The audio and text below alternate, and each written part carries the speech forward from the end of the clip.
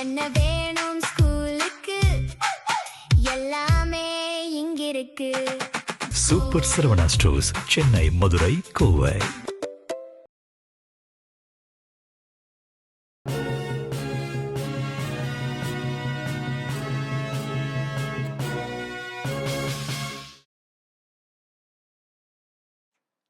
வணக்கம். ஜெம் செய்திகளுக்காக நான் உங்கள் ஜெனிஷா அகஸ்டன். இந்திய நேரப்படி காலை 8:30 மணி செய்திகள். முதலில் ஜெம் தலைப்பு செய்திகளை காணலாம். தனக்கு வாக்களித்த வாக்காளர்களுக்கு நன்றி தெரிவிப்பதற்காக திருச்சி செல்கிறார் முதலமைச்சர் விஜய். முதலமைச்சராக பதவியேற்ற பின்னர் முதல் முறையாக விஜய் திருச்சிக்கு செல்வதால் காவல்துறையினர் பலத்த பாதுகாப்பு.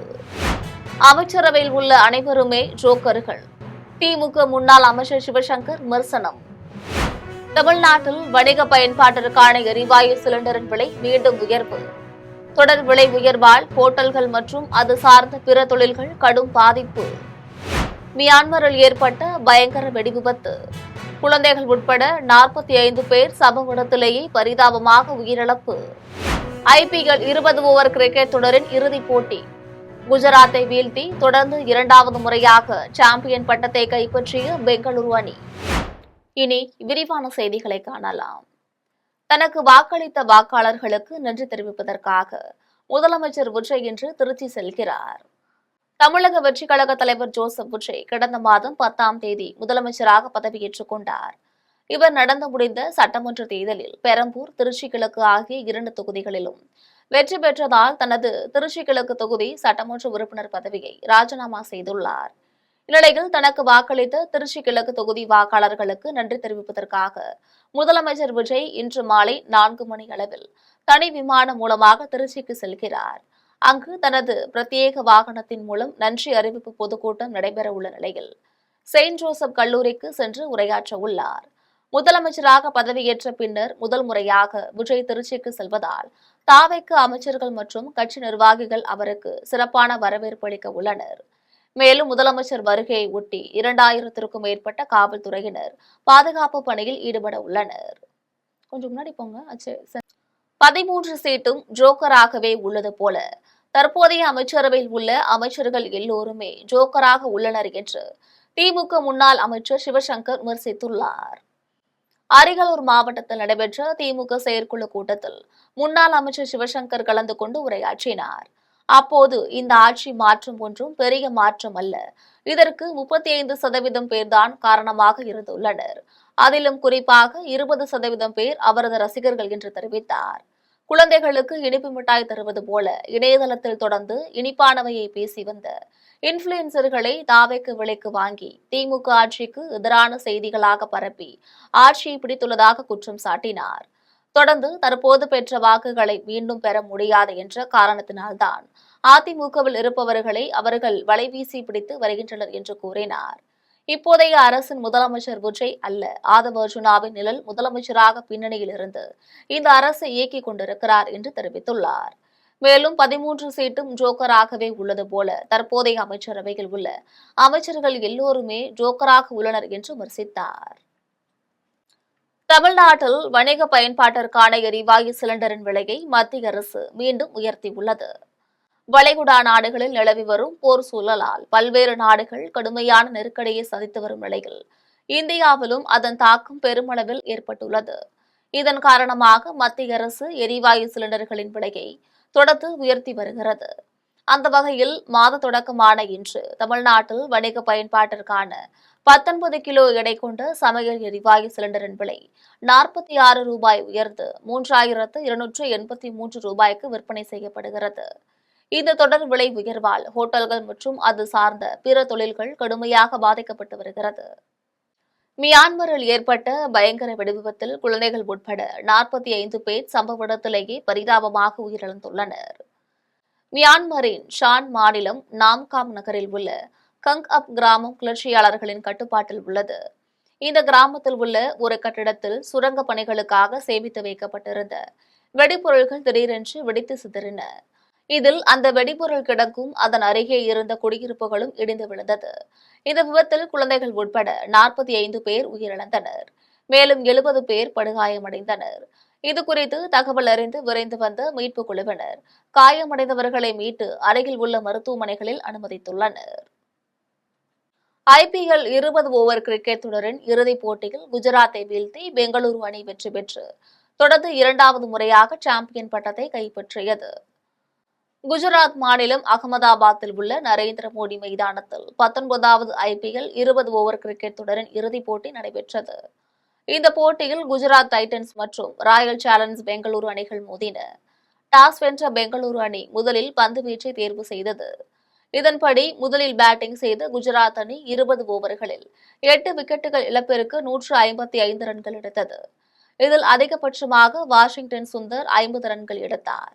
இதையடுத்து 156 ரன்கள் எடுத்தால் வெற்றி என்ற இலக்குடன் களமிறங்கிய பெங்களூரு அணி 18 ஓவர்களில் 5 விக்கெட்டுகள் இழப்பிற்கு 161 ரன்கள் எடுத்தது. இதில் மிகவும் சிறப்பாக விளையாடிய விராட் கோலி 75 ரன்கள் எடுத்து அசத்தினார். இதன் மூலம் பெங்களூரு அணி 5 விக்கெட்டுகள் வித்தியாசத்தில் வெற்றி பெற்று தொடர்ந்து இரண்டாவது முறையாக சாம்பியன் பட்டத்தை கைப்பற்றியது. விளையாட்டுத் துறையை கல்வித்துறைக்கு சமமாக உயர்த்த வேண்டும் என்ற உத்தரவை முதலமைச்சர் ஜோசப் விஜய் பிறப்பித்துள்ளார் என்று கோவையில் பெரியார் அறிவுலகத்தை ஆய்வு செய்தபோது அமைச்சர் ஆதவ் அர்ஜுனா தெரிவித்துள்ளார். கோவையில் பல்வேறு ஆய்வுகளையும் ஆலோசனைக் கூட்டங்களையும் மேற்கொள்ள வருகை புரிந்துள்ள தமிழ்நாடு பொதுப்பணித்துறை மற்றும் விளையாட்டு மேம்பாட்டுத்துறை அமைச்சர் ஆதவ் அர்ஜுனா காந்திபுரம் பகுதியில் கட்டப்பட்டு வரும் பெரியார் அறிவுலகத்தை ஆய்வு செய்தார். அப்போது கோவை மாவட்ட ஆட்சியர் பவன்குமார், மாநகராட்சி ஆணையாளர் சிவகுரு பிரபாகரன் மற்றும் துறை சார்ந்த அலுவலர்கள் அனைத்தையும் அமைச்சர் ஆதவ் அர்ஜுனாவிற்கு விவரித்தனர். ஆய்வை தொடர்ந்து அமைச்சர் ஆதவ் அர்ஜுனா செய்தியாளர்களை சந்தித்து பேசினார். அப்போது சென்னைக்கு அடுத்தபடியாக கோவை மாவட்டம் தமிழகத்தின் வளர்ச்சியில் முக்கிய பங்கு வகிப்பதாகவும், சரியான நெடுஞ்சாலைகள் இல்லை என்றால் மக்களுடைய பயணமும் தொழில்துறையும் சரியாக இருக்காது என்றும் தெரிவித்தார். மேலும் விளையாட்டுத் துறையை கல்வித்துறைக்கு சமமாக உயர்த்த வேண்டும் என்ற உத்தரவை முதலமைச்சர் ஜோசப் விஜய் பிறப்பித்துள்ளதாகவும் அமைச்சர் ஆதவ் அர்ஜுனா தெரிவித்தார். போதை பழக்க வழக்கங்கள் இளைஞர்கள் மத்தியில் அதிகமாக இருப்பதும், மது பழக்கம் அதிகமாக இருப்பதும், முக்கியமாக ட்ரக்ஸ் கல்ச்சர் இளைஞர்கள்ட்ட அதிகமானதுனால இன்றைக்கு பெண்களுடைய பாதுகாப்பிற்கு பல்வேறு அச்சுறுத்தல்கள் ஒவ்வொரு நாளும் நம்ம உருவாயிட்டு இருக்கு. பெரியகுளம் அருகே உள்ள தனியார் மண்டபத்தில் நடைபெற்ற தனது உறவினர்கள் இல்ல திருமண விழாவில் கலந்து கொண்ட அமைச்சர் கீர்த்தனாவுக்கு தாவேக்கு நிர்வாகிகள் உற்சாக வரவேற்பு அளித்தனர்.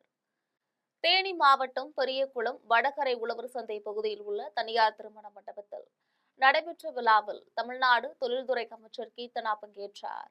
அப்போது அமைச்சர் கீர்த்தனா தனது உறவினர்கள் மேலதாளத்துடன் சீர் சுமந்து வந்தபோது அமைச்சரும் இணைந்து சீர் சுமந்து ஊர்வலமாக மண்டபத்தில் நடைபெற்ற விழாவில் பங்கேற்றார். தமிழ்நாடு தொழில்துறை அமைச்சர் கீர்த்தனாவிற்கு தமிழக வெற்றிக் கழக நிர்வாகிகள் பட்டாசு வெடித்து சால்வை இணைவித்து வரவேற்றனர். திருமண மண்டபத்தில் நடைபெற்ற விழாவில் சகோதரியின் மகளுக்கு மலர் தூவி வாழ்த்துக்களை தெரிவித்தார். இவ்விழாவில் பங்கேற்றுவிட்டு புறப்பட்ட அமைச்சரிடம் செய்தியாளர்கள் கேள்வி எழுப்பிய போது பதிலளிக்காமல் சென்றது குறிப்பிடத்தக்கது. பதவிகளுக்காக பாஜக நிர்வாகிகள் கட்சியை விட்டு விலக மாட்டார்கள் என்றும், எங்களிடம் மிக சிறந்த தலைமை பண்பு உள்ளது என்றும் சென்னை தியாகராயர் நகரில் பாஜக மாநில செயலாளர் வினோஜ் பி செல்வம் தெரிவித்தார். ஆளுநர் மாளிகையில் நடைபெற்ற திருவள்ளுவர் திருநாள் விழாவில் திருவள்ளுவரின் உருவப்படத்திற்கு காவி நிறம் பூசப்பட்ட விவகாரம் தற்பொழுது தமிழக அரசியலில் பெரும் சர்ச்சையை ஏற்படுத்தியுள்ளது. இதற்கு அமைச்சர்களும் அரசியல் கட்சி தலைவர்களும் கடும் கண்டனத்தை தெரிவித்து வருகின்றனர்.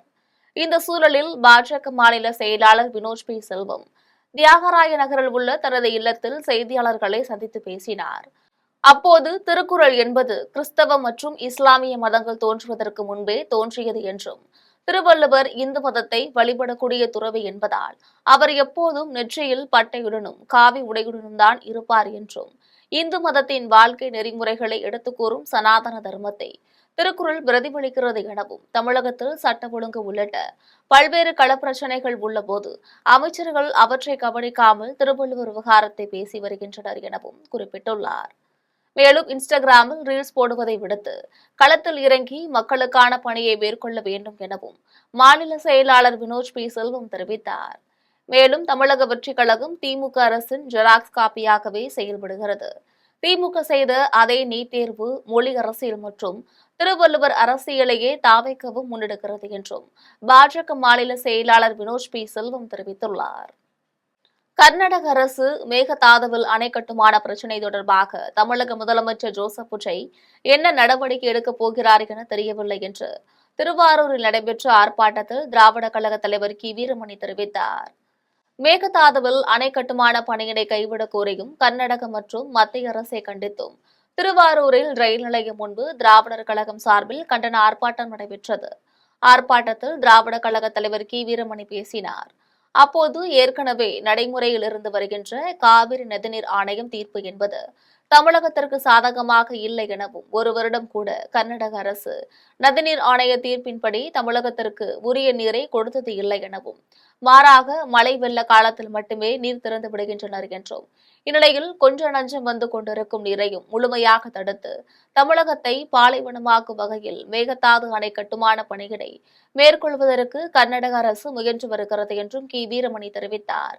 மேலும் தமிழகத்திற்கு உரிய நீரை கொடுக்கக்கூடாது என்பதற்காக கர்நாடகாவில் பிஜேபி, காங்கிரஸ், கம்யூனிஸ்ட் உள்ளிட்ட கட்சிகள் அனைத்தும் ஒன்றாக இணைந்து செயல்பட்டு வருகின்றன எனவும், அதன்படி தமிழகத்திற்கான உரிமைகளை நிலைநாட்டும் வகையில் கர்நாடக கட்சிகளைப் போன்று தமிழக கட்சிகளும் ஒன்றுபட வேண்டும் எனவும், இதற்கான பணிகளை கட்சித் தலைவர்கள் அரசியலின்றி பின்பற்றிட வேண்டும் எனவும் கி வீரமணி கேட்டுக் கொண்டார். எச்சரிக்கைகளையும் பொருட்படுத்தாமல் மேகதாது அணை கட்டுவதற்கு திட்டங்களை போட்டது மட்டுமல்ல, அதற்கான முயற்சிகளை மேற்கொள்வது என்பதற்கிறத மிகப்பெரிய தமிழ்நாட்டின் வாழ்வாதார உரிமைகளை பறிக்கக்கூடிய ஒரு பேர் அபாயத்தும் ஆகும். ஆகவே இதை தடுப்பதற்காகத்தான் இந்த போராட்டத்தை திராவிடர் கழகம், ஒத்த கருத்துள்ளவர்கள் திராவிட முன்னேற்ற கழகம் மற்றும் மனிதநேய மக்கள் கட்சி, மறுமலர்ச்சி திராவிட முன்னேற்ற கழகம், மார்க்சிஸ்ட் கம்யூனிஸ்ட் கட்சி, அது மாதிரி அத்தனை கட்சிகளை எல்லாரும் இணைத்து பல கட்சிகள் தமிழ்நாடு எங்கும் இந்த உணர்வுகளை உருவாக்க வேண்டும் என்பதற்கு முதல் தளமாகத்தான் இந்த திருவாரூரை டெல்டா பூமியை தேர்ந்தெடுத்து குறுகிய காலத்திலே அறிவிப்பு நடத்தி இன்றைக்கு தயாராக இருக்கிறோம். ஆம்பூர் அருகே திமுக நாடாளுமன்ற உறுப்பினர் காரை வழிமறித்து திமுக நிர்வாகிகள் முற்றுகையிட்டு வாக்குவாதத்தில் ஈடுபட்டதால் பரபரப்பு நிலவியது. திருப்பத்தூர் மாவட்டம் மாதனூர் பகுதியில் உள்ள தனியார் திருமண மண்டபம் ஒன்றில் திமுக நிர்வாகிகள் கள ஆய்வுக் கூட்டம் நடைபெற்றது. கூட்டத்தில் திமுக நாடாளுமன்ற உறுப்பினர் கான்ஸ்டைன் ரவீந்திரன், முன்னாள் சட்டமன்ற உறுப்பினர் பரந்தாமன் ஆகியோர் கலந்து கொண்டு நிர்வாகிகளிடம் கருத்துக்களை கேட்டறிந்தனர். அப்போது மாதனூர் ஒன்றிய தொழிலாளர் நல அமைப்பாளர் வேலு என்பவர் தனது கருத்தை தெரிவித்த போது திமுக நாடாளுமன்ற உறுப்பினர் ரவீந்திரன் அவரின் கருத்தை கேட்காமல் வெளியே போ என அலட்சியமாக பேசியுள்ளார். இதனால் ஆத்திரமடைந்த திமுக நிர்வாகி வேலு மற்றும் அவரது ஆதரவாளர்கள் ஆய்வுக் கூட்டம் முடிந்து வெளியே வந்த திமுக நாடாளுமன்ற உறுப்பினர் கான்ஸ்டைன் ரவீந்திரன் காரை வழிமறித்து திமுகவின் அடிப்படை தொண்டனாகவும், ஒன்றிய கவுன்சிலரின் கணவராகவும், ஒன்றிய தொழிலாளர் நல அமைப்பாளராகவும் இருக்கும் என்னையே கருத்து தெரிவிக்க விடாமல் அலட்சியமாக கூட்டத்தை விட்டு வெளியே போய் என சொல்வதற்கு நீ எதற்கு இங்கு வந்தாய் என ஆதங்கமாக கேள்வி கேட்டு திமுக நிர்வாகி வேலு வாக்குவாதத்தில் ஈடுபட்டார். இதனால் பெரும் பரபரப்பு ஏற்பட்டது. பூவிருந்தவள்ளியில் திமுக, அதிமுக உள்ளிட்ட கட்சிகளில் இருந்து விலகி 1000க்கும் மேற்பட்டோர் தாவேக்குவில் இணைந்தனர். திருவள்ளூர் மாவட்டம் பூவிருந்தவள்ளியில் முன்னாள் திமுக நகர செயலாளர் ரவிக்குமார் தலைமையில் திமுக கவுன்சிலர்கள் மாலதி, வடிவேல் உள்ளிட்ட திமுக, அதிமுக, புரட்சி பாரதம் மற்றும் மாற்றுக் கட்சியினர் 1000க்கும் மேற்பட்டோர் பூவிருந்தவள்ளி அம்பேத்கர் சிலைக்கு மாலை அணிவித்தனர். பின்னர் இருசக்கர வாகனத்தில் பேரணியாக சென்று தாவேக சட்டமன்ற உறுப்பினர் பிரகாசம் முன்னிலையில் தமிழக வெற்றிக் கழகத்தில் இணைந்தனர். அவர்களுக்கு தாவேக கட்சி துண்டு அணிவித்து வாழ்த்து தெரிவித்தார். முன்னதாக தாவேக சட்டமன்ற உறுப்பினர் பிரகாசத்திற்கு மாலை அணிவித்தும் பட்டாசு வெடித்தும் உற்சாக வரவேற்பு அளிக்கப்பட்டது. ராணிப்பேட்டை கிழக்கு மாவட்டத்தில் முன்னாள் முதல்வர் எடப்பாடி பழனிசாமி தலைமையில் அதிமுக வலுவாக உள்ளது என்று மாவட்ட செயலாளர் லோகநாதன் தெரிவித்துள்ளார். ராணிப்பேட்டை மாவட்டம் அரக்கோணம் தனியார் திருமண மண்டபத்தில் அரக்கோணம் நகர அதிமுக சார்பில் செயல் வீரர்கள், வீராங்கனைகள் ஆலோசனைக் கூட்டம் நகர செயலாளர் பாண்டுரங்கன் தலைமையில் நடைபெற்றது. இக்கூட்டத்தில் சிறப்பு அழைப்பாளராக ராணிப்பேட்டை கிழக்கு மாவட்ட செயலாளர் லோகநாதன் கலந்து கொண்டு சிறப்புரையாற்றினார். அதைத் தொடர்ந்து பொறுப்பாளர்கள் அனைவருக்கும் பொன்னாடை போர்த்தி நன்றி தெரிவித்துக் கொண்டார். தொடர்ந்து செய்தியாளர்களை சந்தித்தவர் ராணிப்பேட்டை கிழக்கு மாவட்டத்தில் முன்னாள் முதல்வர் எடப்பாடி பழனிசாமி தலைமையில் அதிமுக வலுவாக உள்ளது என்று தெரிவித்தார். இந்த கூட்டத்தில் சோளிங்கர் முன்னாள் சட்டமன்ற உறுப்பினர் சம்பத், முன்னாள் நகர செயலாளர்கள் துறை, இளைஞர் பாசறை மாநில பொறுப்பாளர் ஷியாம் உள்ளிட்ட முக்கிய நிர்வாகிகள் கலந்து கொண்டனர். இன்று சிறப்பான முறையில் ஆலோசனை மற்றும் செயல்வீரர் கூட்டம் நடந்தது. ராணிப்பேட்டை கிழக்கு மாவட்டத்தில் எந்த ஒரு அடிமட்ட தொண்டரும் இன்று வரை அனைத்து இந்திய அண்ணா திராவிட முன்னேற்ற கழகத்தை விட்டு ஒருவரும் எங்கும் செல்லவில்லை என்பதற்கு இன்றைக்கு நடந்த நகர ஆலோசனை கூட்டமே சாட்சி. கருப்பு திரைப்பட வெற்றிக்கு நன்றி தெரிவிக்கும் விதமாக மதுரை மேலூரில் உள்ள கருப்பணசாமி சன்னதியில் நடிகர் சூர்யா மற்றும் அவரது மனைவி ஜோதிகா ஆகியோர் வழிபாடு செய்தனர். மதுரை மாவட்டம் மேலூர் அருகே கருப்பண்ணன் சுவாமி கோவில் உள்ளது. இந்நிலையில் நடிகர் சூர்யா தயாரிப்பில் வெளியாகி வெற்றிகரமாக ஓடிவரும் கருப்பு திரைப்படத்தின் வெற்றிக்காக நன்றி செலுத்தும் வகையில் நடிகர் சூர்யா தனது மனைவி ஜோதிகாவுடன் இக்கோவிலுக்கு வருகை தந்து சாமி தரிசனம் செய்து வழிபட்டார். தொடர்ந்து கோவில் சார்பில் அவர்களுக்கு மரியாதை செய்யப்பட்டு பிரசாதம் வழங்கப்பட்டது. அவர்களின் வருகையை ஒட்டி கோவிலில் திரண்டிருந்த ஏராளமான பக்தர்கள் சூர்யா மற்றும் ஜோதிகாவை ஆர்வத்துடன் கண்டு மகிழ்ந்தனர். தொடர்ந்து அவர்களுக்கு ரசிகர்கள் தங்களது வாழ்த்துக்களை தெரிவித்தனர். கோவில்பட்டியில் தமிழக வெற்றி கழகம் சார்பில் இலவச நீர்மோர் பந்தல் அமைக்கப்பட்டுள்ளது. கோடை வெயில் வெப்பத்திலிருந்து மக்களை பாதுகாக்கும் வகையில் தமிழகம் முழுவதும் தமிழக வெற்றி கழகத்தினர் இலவச நீர்மோர் பந்தல் அமைத்து பொதுமக்களுக்கு நீர்மோர் மற்றும் குளிர்பானங்கள் வழங்க வேண்டும் என்று கட்சியின் பொதுச் செயலாளர் ஆனந்த் அறிவுறுத்தியிருந்தார். அதன்படி தூத்துக்குடி மாவட்டம் கோவில்பட்டி பயணியர் விடுதி எதிர்ப்புறம் தமிழக வெற்றி கழகம் சார்பில் இலவச நீர்மோர் பந்தல் அமைக்கப்பட்டுள்ளது. இதனை அக்கட்சியின் வடக்கு மாவட்ட செயலாளர் பாலசுப்ரமணியன் திறந்து வைத்து பொதுமக்களுக்கு நீர்மோர் மற்றும் குளிர்பானங்கள் வழங்கினார். இதில் தமிழக வெற்றி கழகத்தின் நிர்வாகிகள் கலந்து கொண்டனர். கோவையில் தேசிய அளவிலான தேசிய சுற்றுலாத்துறை மாநாட்டை முன்னிட்டு அதன் அறிமுக விழா தனியார் விடுதியில் நடைபெற்றது. கோவையில் முதன்முறையாக தேசிய அளவிலான 2026 ஆண்டிற்கான உலக சுற்றுலா விருந்தோம்பல் அமைப்பு மாநாடு வரும் ஆகஸ்ட் 12 முதல் 15 வரை தனியார் விடுதியில் நடைபெற உள்ளது. இதற்கான அறிமுக விழா கோவை தனியார் விடுதியில் நடைபெற்றது. இந்த மாநாட்டில் இந்தியா முழுவதிலும் இருந்து சுற்றுலா, பயணம் மற்றும் விருந்தோம்பல் துறையை சேர்ந்த முன்னணி நிபுணர்கள், தொழில்துறை தலைவர்கள் மற்றும் அமைப்புகளின் பிரதிநிதிகள் பங்கேற்க உள்ளனர். மாநாட்டின் மூலம் தமிழகத்தின் கலாச்சாரம், பாரம்பரியம் மற்றும் சுற்றுலா தலங்களை தேசிய, சர்வதேச அளவில் முன்னிறுத்தும் வாய்ப்பு உருவாகும் என தேசிய உலக சுற்றுலா விருந்தோம்பல் அமைப்பினர் தெரிவித்தனர். And this is the first time where we are hosting STOL Coimbatore National Congress, and we are expecting around 500 plus membership all over India, plus our lot of Asian clubs and other part of the world, because we are the world's largest organization, so we are bringing lot of people from international. சென்னையில் பொதுத்துறை காப்பீட்டு நிறுவனங்களின் முகவர்களுக்கான விழிப்புணர்வு நிகழ்ச்சி நடைபெற்றது. சென்னை வடபழனியில் உள்ள தனியார் மருத்துவமனை சார்பில் பொது காப்பீட்டு முகவர்கள் கூட்டமைப்பில் பணிபுரியும் முகவர்களுக்கான ஒரு நாள் விழிப்புணர்வு மருத்துவ கருத்தரங்கம் நடைபெற்றது. இந்த மருத்துவ முகாமில் பல்வேறு துறைகளில் பணியாற்றி வரும் மருத்துவர்கள் அந்தந்த துறை சார்ந்த கருத்துக்களை முகவர்களுக்கு எடுத்துரைத்தனர். இந்த மருத்துவ முகாம் முகவர்கள் காப்பீட்டுதாரர்களுக்கு திட்டங்கள் குறித்து எடுத்துரைப்பதற்கு உகந்ததாக இருக்கிறது என்று அதன் தலைவர் மூர்த்தி தெரிவித்தார். இதில் செயலாளர் சீனிவாசன், பொருளாளர் பிரபாகரன் மற்றும் மைய குழு தலைவர் மல்லிகார்ஜுனா உள்ளிட்ட 100க்கும் மேற்பட்ட முகவர்கள் கலந்து கொண்டனர். கோடை விடுமுறையின் கடைசி நாளான நேற்று ஒகேனக்கல் சுற்றுலா தலத்திற்கு சுற்றுலா பயணிகள் ஏராளமானோர் வருகை தந்து மகிழ்ச்சியாக கொண்டாடினர். கோடை விடுமுறை விடப்பட்டதிலிருந்து ஒகேனக்கல் சுற்றுலா தலத்திற்கு தினந்தோறும் பல்லாயிரக்கணக்கான சுற்றுலா பயணிகள் வருகை தந்து மகிழ்ச்சியாக கொண்டாடி வந்தனர். இந்நிலையில் கோடை விடுமுறையின் கடைசி நாளான நேற்று சுற்றுலா தலத்திற்கு சுற்றுலா பயணிகளின் வருகை அதிக அளவில் காணப்பட்டது. அங்கு வந்த சுற்றுலா பயணிகள் தங்கள் குடும்பங்களுடனும் நண்பர்களுடனும் பரிசல் சவாரி செய்து இயற்கையாக கொட்டும் அருவிகளை ரசித்தும் அருவிகளில் குளித்து மகிழ்ந்தனர்.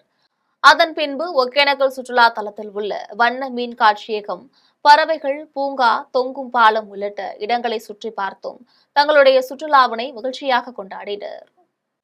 ராணிப்பேட்டை மாவட்ட காங்கிரஸ் குழு சார்பில் அரக்கோணம் அரசு மருத்துவமனை அலட்சியத்தை கண்டித்து மாபெரும் உண்ணாவிரத அறப்போராட்டம் நடைபெற்றது. ராணிப்பேட்டை மாவட்டம் அரக்கோணம் பழைய பேருந்து நிலையத்தில் ராணிப்பேட்டை மாவட்ட காங்கிரஸ் குழு சார்பில் அரக்கோணம் அரசு மருத்துவமனை அலட்சியத்தை கண்டித்து மாபெரும் உண்ணாவிரத அறப்போராட்டம் நடைபெற்றது. போராட்டத்தில் மாவட்ட தலைவர் நரேஷ்குமார் கலந்து கொண்டு உண்ணாவிரத போராட்டத்தை துவக்கி வைத்து சிறப்புரையாற்றினார். அதைத் தொடர்ந்து செய்தியாளர்களிடம் பேசிய அவர், அரக்கோணம் அரசு மருத்துவமனையில் நிரந்தர மருத்துவர்கள் உடனடியாக நியமனம் செய்ய வேண்டும், 24 மணி நேர மகப்பேறு மருத்துவ சேவை ஏற்படுத்த வேண்டும், பொதுமக்களுக்கு தரமான மற்றும் மனிதநேய மருத்துவ சேவை வழங்க வேண்டும் என தெரிவித்தார். இதில் நகர தலைவர் எட்வின்ராஜ் உள்ளிட்ட மாநில, மாவட்ட, நகர ஒன்றிய நிர்வாகிகள் ஏராளமானோர் கலந்து கொண்டனர். ஸ்கேன் வசதி, அடிப்படையான ஒரு வசதிகள், ஸ்கேன் வசதி வந்து ரொம்ப எளிமையான மக்கள் தான் இருக்காங்க. அவங்கள வந்து என்ன பண்ணுறாங்க, சின்ன காயமாக இருந்தாலும் எதுவும் அந்த ஸ்கேன் டாக்டர் அப்படி சொல்லும்பொழுது அவங்க ஸ்கேன் எடுக்க போகும்போது இங்கே இல்லாமல் அவங்க சென்னைக்கும் வேலூருக்கும் அல்லது திருவள்ளூர் எழுதி கொடுக்குறாங்க. அது இங்கிருந்து வந்து பார்த்தீங்கன்னா ஒரு 50 கிலோமீட்டர் 60 கிலோமீட்டர் டிஸ்டன்ஸ். இங்கேருந்து போகிறதுக்கு அது செலவுகள், அதுக்கப்புறமா வந்து நோயாளிகள் அங்கே தங்கும்பொழுது அங்கே இருக்கக்கூடிய செலவுகள், கவர்மெண்ட்டில் வந்து ஹாஸ்பிட்டல் சேர்றவங்க வந்து பார்த்தீங்கன்னா பொருளாதாரத்தில் பின்தங்கி இருக்கக்கூடிய மக்கள் தான். ஆனால் அங்கே போனாங்கன்னா கண்டிப்பாக குறைஞ்சபட்சம் ஒரு 10 நாள் 15 நாள் தங்கினாங்கன்னா 20,000 ரூபாய்க்கு மேலே செலவாகுது. அந்த செலவு வந்து என்ன பண்ணுறது? போரூர் அருகே அரசு பள்ளி எதிரே செயல்பட்டு வந்த மதுபான கடையை மூட வலியுறுத்தி பாஜக சார்பில் போராட்டம் நடைபெற்றது.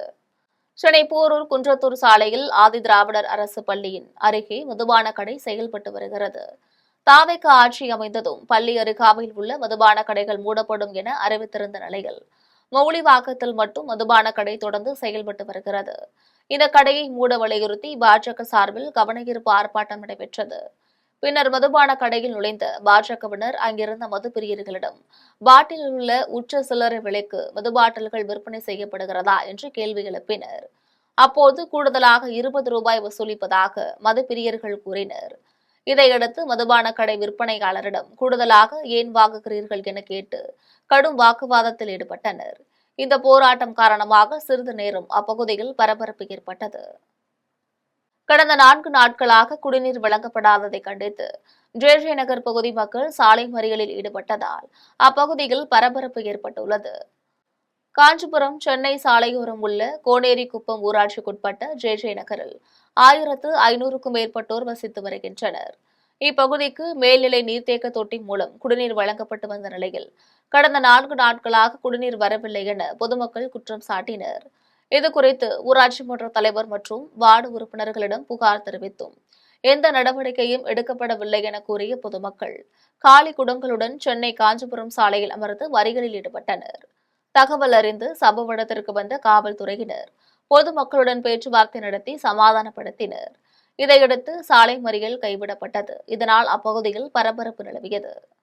போலூர் அடுத்த அல்லியாளமங்கலம் கிராமத்தில் உள்ள கிருஷ்ணர் ஆலயத்தில் கருட சேவை பஜனை 50ஆம் ஆண்டு பொன்விழா விமரிசையாக நடைபெற்றது. திருவண்ணாமலை மாவட்டம் போலூர் அடுத்த அல்லியாளமங்கலம் கிராமத்தில் உள்ள கிருஷ்ணர் ஆலயத்தில் கருட சேவை பஜனை 50ஆம் ஆண்டு பொன்விழா விமரிசையாக நடைபெற்றது. முன்னதாக கிருஷ்ணருக்கு சிறப்பு அலங்காரங்கள், அபிஷேகம் நடைபெற்று வந்த நிலையில் கருடாழ்வார் ஐம்பொன் சிலைக்கு சிறப்பு அலங்காரங்கள், அபிஷேகங்கள் நடைபெற்றது. பின்னர் ஆஞ்சநேயர் பஜனை குழு, வள்ளலார் பஜனை குழு, ஆர்த்தநாதேஸ்வரர் பஜனை குழுவினர் இணைந்து சுவாமி திருவீதி உலா நடைபெற்றது. நிகழ்வில் போலூர், அல்லியாளமங்கலம், அலங்காரமங்கலம், மண்டகுளத்தூர் உள்ளிட்ட சுற்றுவட்டார பகுதிகளைச் சேர்ந்த திரளான பக்தர்கள் கலந்து கொண்டு சாமி தரிசனம் செய்தனர். கெங்கவள்ளியில் அமைந்துள்ள அருள்மிகு ஸ்ரீ பெரிய மாரியம்மன் திருக்கோவிலில் வெகு விமரிசையாக நடைபெற்ற வைகாசி திருவிழாவில் ஏராளமான பக்தர்கள் அலகு குத்தி நேர்த்திக்கடன் செலுத்தினர். சேலம் மாவட்டம் கெங்கவள்ளியில் அமைந்துள்ள அருள்மிகு ஸ்ரீ பெரிய மாரியம்மன் மற்றும் அக்கரையம்மன் திருக்கோவிலில் வைகாசி திருவிழா கடந்த 24ஆம் தேதி காப்பு கட்டும் நிகழ்ச்சியுடன் தொடங்கியது. அதன் பின்னர் தினந்தோறும் சுவாமிக்கு பல்வேறு அபிஷேக அலங்காரங்கள் நடைபெற்றது. அதனைத் தொடர்ந்து சக்தி அழைத்தல், பொங்கல் வைத்தல் உள்ளிட்ட நிகழ்ச்சிகள் நடைபெற்றது. அதனையடுத்து காப்பு கட்டி விரதமிருந்த பக்தர்கள் மேலதாள வாத்திய இசைகளுடன் ஊர்வலமாக அக்னி சட்டி ஏந்தியும், கம்பி அலகை நாக்கில் குத்தியும், பூக்கரகம் எடுத்தும் முக்கிய வீதிகளின் வழியாக ஓம் சக்தி பராசக்தி என்ற முழக்கங்களை எழுப்பியவாறு கோவிலை சென்றடைந்தனர். அதன் பின்னர் சந்தன காப்பு அலங்காரத்தில் ஸ்ரீ பெரிய மாரியம்மன் பக்தர்களுக்கு காட்சியளித்தார். விழாவில் கெங்கவள்ளி, ஆணையம்பட்டி உள்ளிட்ட பல்வேறு பகுதிகளைச் சேர்ந்த ஏராளமான பொதுமக்கள் கலந்து கொண்டு ஸ்ரீ பெரிய மாரியம்மனை வழிபட்டனர். மீண்டும் ஜெம் தலைப்பு செய்திகள். தனக்கு வாக்களித்த வாக்காளர்களுக்கு நன்றி தெரிவிப்பதற்காக திருச்சி செல்கிறார் முதலமைச்சர் விஜய். முதலமைச்சராக பதவியேற்ற பின்னர் முதல் முறையாக விஜய் திருச்சிக்கு செல்வதால் காவல்துறையினர் பலத்த பாதுகாப்பு. அமைச்சரவையில் உள்ள அனைவருமே ஜோக்கர்கள். திமுக முன்னாள் அமைச்சர் சிவசங்கர் விமர்சனம். தமிழ்நாட்டில் வணிக பயன்பாட்டிற்கான எரிவாயு சிலிண்டரின் விலை மீண்டும் உயர்வு. தொடர் விலை உயர்வால் ஹோட்டல்கள் மற்றும் அது சார்ந்த பிற தொழில்கள் கடும் பாதிப்பு. மியான்மரில் ஏற்பட்ட பயங்கர வெடிவிபத்து. குழந்தைகள் உட்பட 45 பேர் சம்பவ இடத்திலேயே பரிதாபமாக உயிரிழப்பு. IPL 20 ஓவர் கிரிக்கெட் தொடரின் இறுதிப் போட்டி.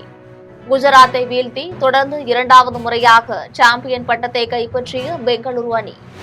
இத்துடன் ஜெம் செய்திகள் நிறைவடைகின்றன. மீண்டும் ஜெம் செய்திகள் மதியம் 1:30 மணிக்கு. உடனுக்குடன் செய்திகளை காண GemLive.tv என்ற இணையதளத்தில் இணைந்திருங்கள். நன்றி, வணக்கம்.